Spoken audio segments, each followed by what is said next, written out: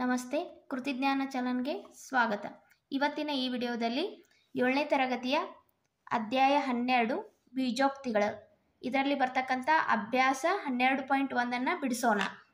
ಮುಖ್ಯ ಪ್ರಶ್ನೆ: ಮುಂದಿನ ಹೇಳಿಕೆಗಳನ್ನು ಚರಾಕ್ಷರ, ಸ್ಥಿರಾಂಕ ಮತ್ತು ಗಣಿತದ ಮೂಲ ಕ್ರಿಯೆಗಳನ್ನು ಬಳಸಿ ಬೀಜೋಕ್ತಿಗಳಾಗಿ ಬರೆಯಿರಿ ಅಂತ ಕ್ವಶನ್ ಕೇಳಿದ್ದಾರೆ. ಅದರೊಳಗೆ ಒಂದನೇದ್ದು y ಇಂದ z ಅನ್ನು ಕಳೆಯಿರಿ.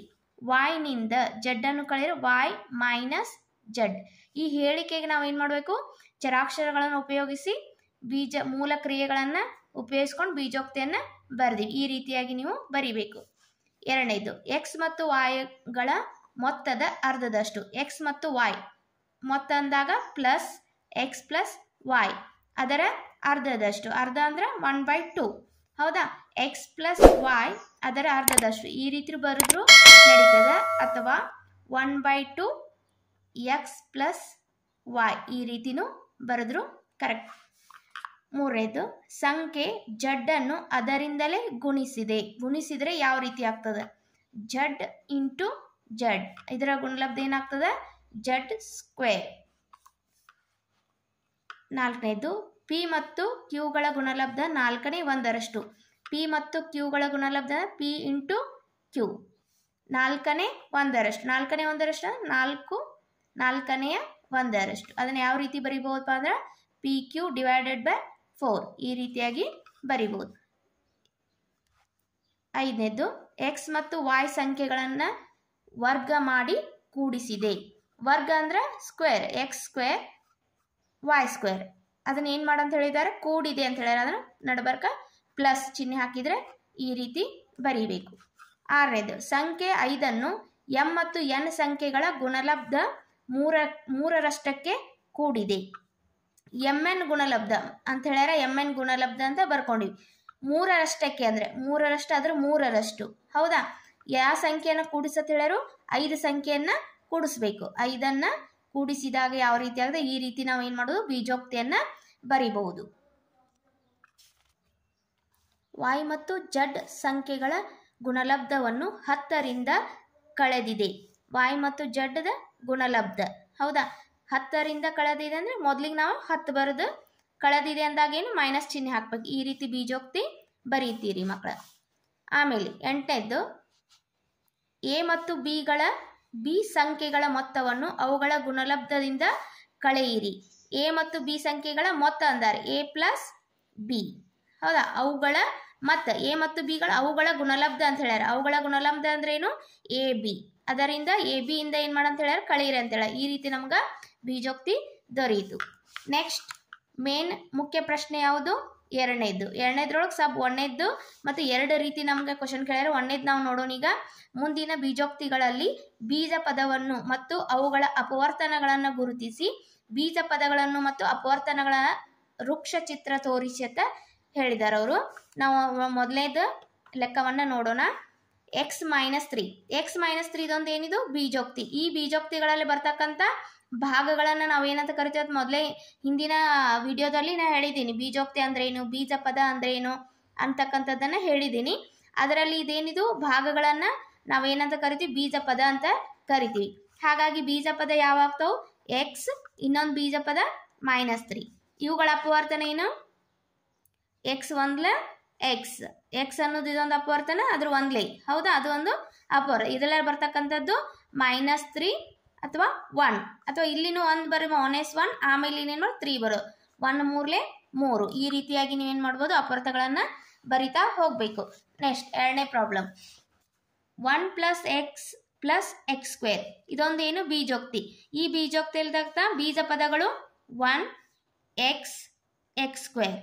ಅಪವರ್ತನಗಳು 1 1 1.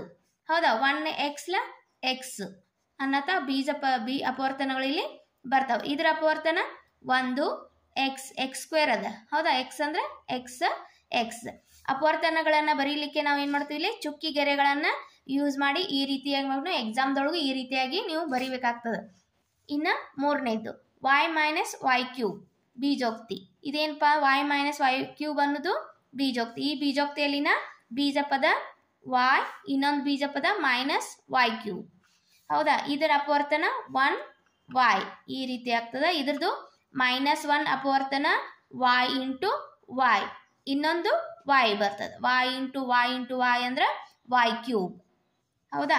ನೆಕ್ಸ್ಟ್ x5xy² ಪ್ಲಸ್ 7x²y ಇದೊಂದೇನು, ಇದು ಬೀಜೋಕ್ತಿ. ಇದರಲ್ಲಿರ್ತಕ್ಕಂಥ ಬೀಜ ಪದಗಳು 5xy², 7x²y ಅಪವರ್ತನಗಳು. ಇದರಲ್ಲಿರ್ತಕ್ಕಂಥ ಅಪವರ್ತನಗಳು 5xy, ಇನ್ನೊಂದು ಅಪವರ್ತನ ಬರುತ್ತೆ ಅದು y.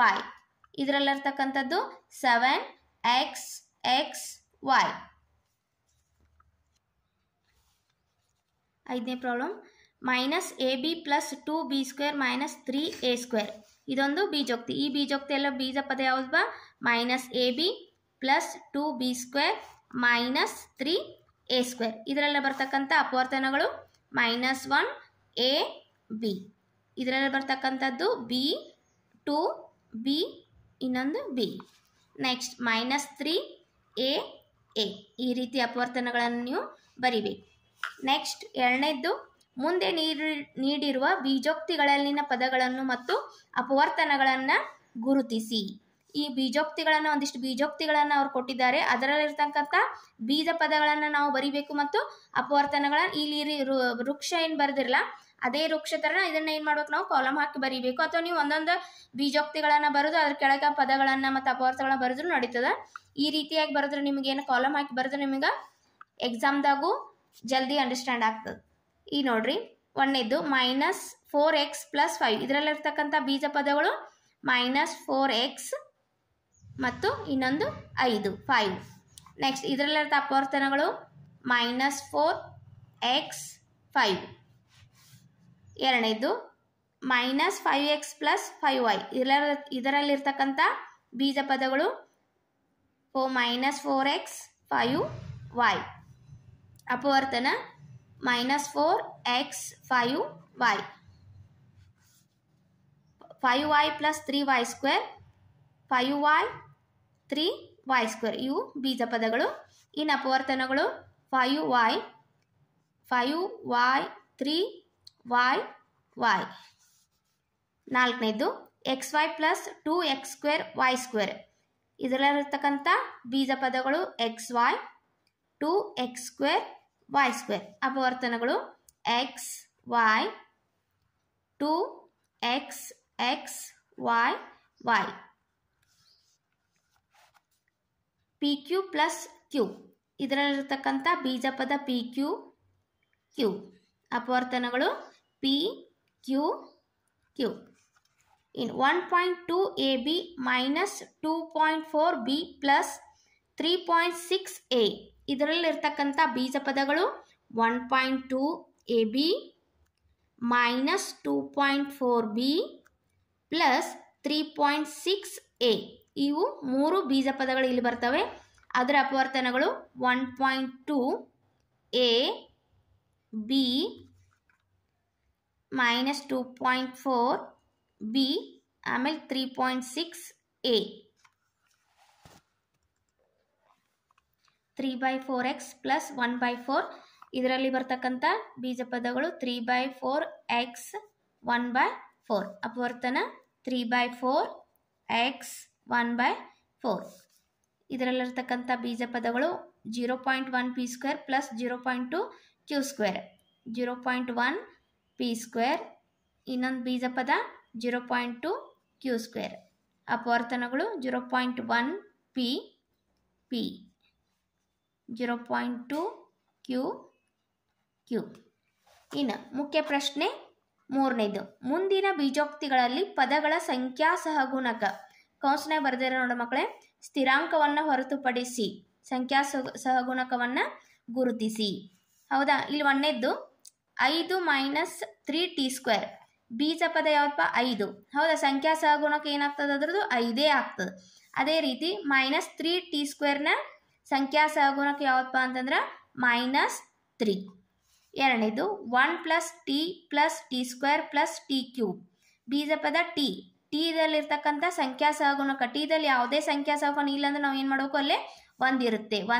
ಒಂದು ಟೀನ ಸಂಖ್ಯಾ ಸಹಗುಣಕ, t² ಸಂಖ್ಯಾ ಸಹಗುಣಕ 1. ಟಿ ಕ್ಯೂಬ್ನ ಸಂಖ್ಯಾ ಸಹಗುಣಕ 1.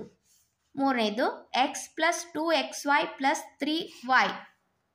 ಎಕ್ಸ್ನ ಸಂಖ್ಯಾ ಸಹಗುಣಕ 1, 2xyನ ಸಂಖ್ಯಾ ಸಹಗುಣಕ 2, 3yನ ಸಂಖ್ಯಾ ಸಹಗುಣಕ 3.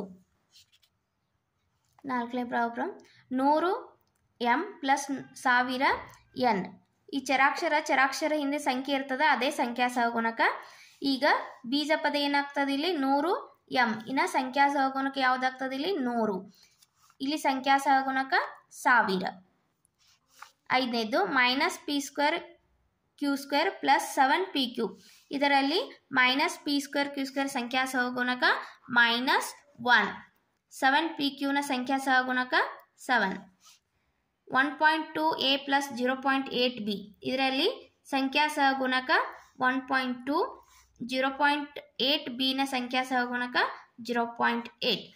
ಇನ್ನು 3.14 r² ಬೀಜ ಪದದಲ್ಲಿ, ಈ ಬೀಜ ಪದದಲ್ಲಿ ಸಂಖ್ಯಾ ಸಹಗುಣಕ ಯಾವ್ದಪ್ಪ ಅಂತಂದ್ರೆ 3.14. ಇನ್ನು 2 ಬ್ರಾಕೆಟ್ l ಪ್ಲಸ್ b ಸಂಖ್ಯಾ ಸಹಗುಣಕ 2. 0.1y ಪ್ಲಸ್ 0.01y² ನಲ್ಲಿರ್ತಕ್ಕಂಥ ಸಂಖ್ಯಾ ಸಹಗುಣಕಗಳನ್ನು ಬರೆಯೋಣ. 0.1 ಸಂಖ್ಯಾ ಸಹಗುಣಕ 0.1, 0.01y² ಸಂಖ್ಯಾ ಗುಣಕ 0.01. ಮುಖ್ಯ ಪ್ರಶ್ನೆ 4. ಎಕ್ಸ್ ಅನ್ನು ಹೊಂದಿರುವ ಪದಗಳನ್ನು ಗುರುತಿಸಿ ಮತ್ತು ಎಕ್ಸ್ನ ಸಹಗುಣಕವನ್ನು ಬರೆಯಿರಿ. ಒಂದಿಷ್ಟು ಬೀಜೋಕ್ತಿಗಳನ್ನು ಕೊಟ್ಟಿದ್ದಾರೆ, ಅದರೊಳಗಿರ್ತಕ್ಕಂಥ ಎಕ್ಸ್ ಹೊಂದಿರತಕ್ಕಂಥ ಪದ ಯಾವುದು ಮತ್ತು ಎಕ್ಸ್ನ ಸಹಗುಣಕ. ಈಗ ಎಕ್ಸ್ ಅನ್ನು ಹೊಂದಿರತಕ್ಕಂಥ ಈ ಬೀಜೋಕ್ತಿಯಲ್ಲಿ y², ಇದು ಎಕ್ಸ್ ಅನ್ನು ಹೊಂದಿರತಕ್ಕಂಥ ಬೀಜ ಪದ. ಇದು ಎಕ್ಸ್ನ ಸಹಗುಣಕ ಯಾವತ್ತಪ್ಪ ಅಂತಂದ್ರೆ, ಸಹಗುಣಕ ಅಂದಾಗ ಅದ್ರ ಜೊತೆ ಇರ್ತಕ್ಕಂಥ ಗುಣಕಗಳು ಅಂದರೆ ಎಕ್ಸ್ ಜೊತೆ ಇರ್ತಕ್ಕಂಥ ಯಾವ್ದು ಗುಣ ಐತಿಲ್ಲಿ, ಯಾವ್ದು ಗುಣಕ ಯಾವುದೈತಿಲ್ಲಿ y² ಇದೆ. ಅದೇ ರೀತಿ ಎರಡನೇದ್ರೊಳಗೆ ಇಲ್ಲಿ 8xy ಅನ್ನೋದು ಮೈನಸ್ 8yx, ಎಕ್ಸ್ ಅನ್ನು ಹೊಂದಿರತಕ್ಕಂಥ ಇದು ಪದ, ಇದ್ರದ ಸಹಗುಣಕ ಯಾವತ್ತಪ್ಪ ಅಂತಂದ್ರೆ -8y. ಮೂರನೇ ಲೆಕ್ಕದೊಳಗೆ ಎಕ್ಸ್ ಪ್ಲಸ್ y ಪ್ಲಸ್ 2 ಇದು ಎಕ್ಸ್ ಅನ್ನು ಹೊಂದಿರತಕ್ಕಂಥದ್ದು ಎಕ್ಸ್ ಬೀಜ ಪದ, ಇದರಲ್ಲಿರ್ತಕ್ಕಂಥ ಸಹಗುಣಕ 1. ಇಲ್ಲಿ ಇರ್ತಕ್ಕಂಥದ್ದು ZX ಬೀಜ ಪದ, ಈ ಬೀಜ ಪದ ಎಕ್ಸ್ನ ಎಕ್ಸ್ನ ಸಹಗುಣಕ Z. ಇಲ್ಲಿ 3 ಬೀಜ ಪದಗಳಿವೆ. ಈ ಬೀಜ ಪದದಲ್ಲಿ 2 ಬೀಜ ಪದಗಳೇನೋ ಎಕ್ಸ್ ಅನ್ನು ಹೊಂದಿವೆ. ಆವಾಗ ಫಸ್ಟ್ ಎಕ್ಸ್ ಅನ್ನು ಹೊಂದಿರತಕ್ಕಂಥದ್ದು ಎಕ್ಸ್ ಬೀಜ ಪದ, ಇದರ ಸಹಗುಣಕ 1. ಆಮೇಲೆ XY ಒಂದು ಬೀಜ ಪದ ಇದೆ, ಈ ಬೀಜ ಪದ ಹೊಂದಿರತಕ್ಕಂಥ ಸಹಗುಣಕ ಯಾವುದು y. ಮುಂದಿನ ಲೆಕ್ಕ 12xy² ಪ್ಲಸ್ 225. ಹೌದಾ, 12 ಇದು ಇರ್ತಕ್ಕಂಥದ್ದು 12xy² ಇರ್ತಕ್ಕಂಥದ್ದು ಬೀಜ ಪದ, 12xy². ಇದರಲ್ಲಿರ್ತಕ್ಕಂಥ ಎಕ್ಸ್ನ ಸಹಗುಣಕ 12y². ಇಲ್ಲಿ 2 ಬೀಜ ಪದ ಎಕ್ಸ್ ಅನ್ನು ಹೊಂದಿರತಕ್ಕಂಥ 2 ಬೀಜ ಪದಗಳಿವೆ. 7x ಅನ್ನುತ್ತ ಒಂದು ಬೀಜ ಪದ, ಇನ್ನೊಂದು xy². ಇದರಲ್ಲಿರ್ತಕ್ಕಂಥ ಎಕ್ಸ್ನ ಸಹಗುಣಕ 7, ಇದರಲ್ಲಿರ್ತಕ್ಕಂಥ ಎಕ್ಸ್ನ ಸಹಗುಣಕ y². ಮುಖ್ಯ ಪ್ರಶ್ನೆ 4ರಲ್ಲಿ B1 ಅಂತ ಸಬ್ ಕ್ವಶನ್, y² ಅನ್ನು ಹೊಂದಿರುವ ಪದಗಳನ್ನು ಗುರುತಿಸಿ ಮತ್ತು y² ಸಹಗುಣಕವನ್ನು ಬರೆಯಿರಿ. ಬೀಜೋಕ್ತಿಯನ್ನು ಕೊಟ್ಟಿದ್ದಾರೆ. y² ಅನ್ನು ಹೊಂದಿರತಕ್ಕಂಥ ಬೀಜ ಪದ ಯಾವಪ್ಪ ಇಲ್ಲಿ -xy². y² ಸಹಗುಣಕ, ಇದ್ರ ಜೊತೆ ಇರ್ತಕ್ಕಂಥ y² ಜೊತೆ ಇರ್ತಕ್ಕಂಥ ಗುಣಕಗಳನ್ನು ನಾವು ಏನು ಮಾಡ್ಬೇಕು ಇಲ್ಲಿ ಬರಿಬೇಕಾಗ್ತದೆ. y² ಸಹಗುಣಕ ಏನಪ್ಪ ಅಂದ್ರೆ -x. ಈ ಬೀಜ ಪದದಲ್ಲಿ y² ಹೊಂದಿರತಕ್ಕಂಥ ಬೀಜ ಪದ 5y², ಇಲ್ಲಿ ಸಹಗುಣಕ 5. ಇಲ್ಲಿ ನೋಡ್ರಿ 2x² x²y ಐತಿ, ಆದ್ರೆ ಅವ್ರು ಕೊಟ್ಟಿದ್ದು y² ಯಾವುದು 2 ಬೀಜ ಪದ ಇಲ್ಲಿ ಬರ್ತಾವೆ. -15xy², 7y². y² ಬೀಜ ಸಹಗುಣಕ -15x, ಇಲ್ಲಿ y² ಸಹಗುಣಕ 7. ಇಲ್ಲಿಯವರೆಗೆ ಅಭ್ಯಾಸ 12.1ರಲ್ಲಿ ಮುಖ್ಯ ಪ್ರಶ್ನೆ 4 ಮುಖ್ಯ ಪ್ರಶ್ನೆಗಳನ್ನು ನಾವು ಈಗ ಬಿಡಿಸಿದೆವು. 5, 6, 7 ಮುಖ್ಯ ಪ್ರಶ್ನೆಯನ್ನು ಮುಂದಿನ ವಿಡಿಯೋದಲ್ಲಿ ಬಿಡಿಸೋಣ. Thank you.